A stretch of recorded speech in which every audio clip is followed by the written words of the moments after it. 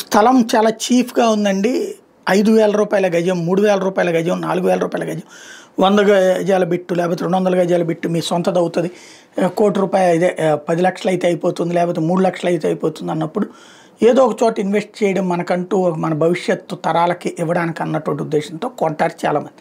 అయితే ఇక్కడ వాళ్ళు అది చెక్ చేసుకోరు. లేఅవుట్ ఉండాలి. సాధారణంగా లేఅవుట్ వేస్తే ఒక 4,800 గజాల ఎకరంలో వంతాడు తీసేయాలి.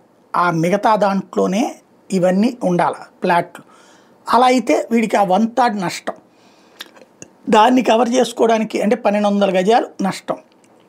అందుకని ఆ లేఅవుట్ వేయకుండా ఇచ్చి పడేస్తున్నారు, అమ్మి పడేస్తున్నారు.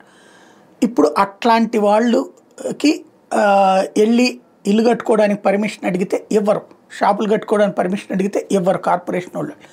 దాంతో ఇబ్బంది పడాల్సిన పరిస్థితి, లేఅవుట్ లేదు కాబట్టి అన్నటువంటి కారణం. ఇప్పుడు దాన్ని పరిష్కరించే దిశగా బాబు సర్కార్ అడుగులు వేస్తుంది. ఎల్ఆర్ఎస్ కిందన అప్లై చేసుకుంటే వెంటనే దాన్ని అప్రూవ్ చేసే ప్రయత్నం ప్రారంభించింది.